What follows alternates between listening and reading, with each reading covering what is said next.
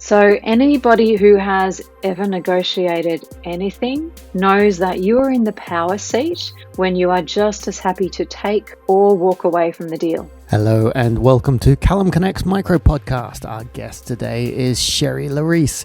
Sherrie is an emotional intelligence teacher, author, and self-declared neuroscience geek.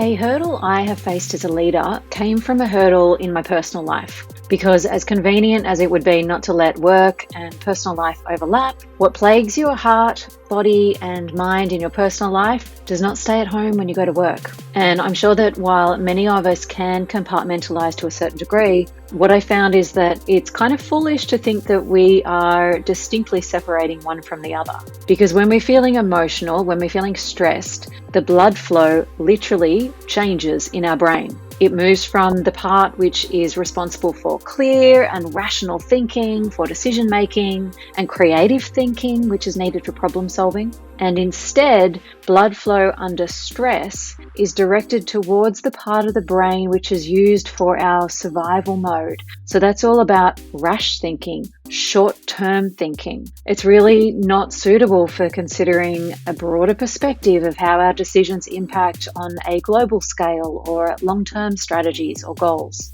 So stress, while modern society pretends to thrive off it, is actually undoing for effective leadership. And you will be a better leader if you know how to process those things in life, both personal and business, that cause you stress. So speaking in general terms, stress could be caused by something that we're striving for, that we must have, where we only see the upsides and we have to have it. Or the opposite, something we're desperately trying to avoid because we only see the downsides if that happened.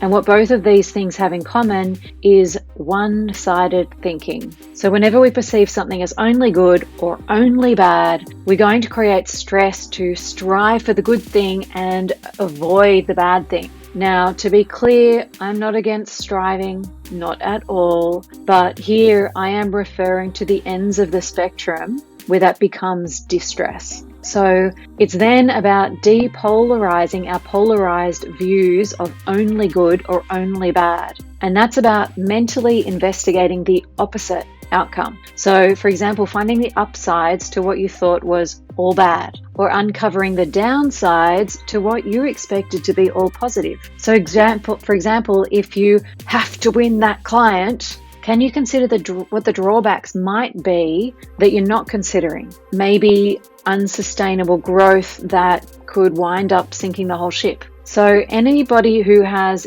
ever negotiated anything knows that you are in the power seat when you are just as happy to take or walk away from the deal. And this is what I took myself through when I met my own challenge of not being able to have children. And I had to do a lot of work to find the positives for something that is so innate to humans. But I got there, and now I mother others through teaching emotional intelligence and giving people the tools to work through and neutralize their own stresses. So I work with people in groups and in one-on-one settings, and I also wrote a memoir called On Path, which talks through my own journey and all the techniques that I took myself through to overcome these challenges. And this is what I want to share with you in 4 fast minutes. If you enjoyed this podcast and would like to find more inspiring information about entrepreneurs around the world doing incredible things, make your way to enterprisezone.cc.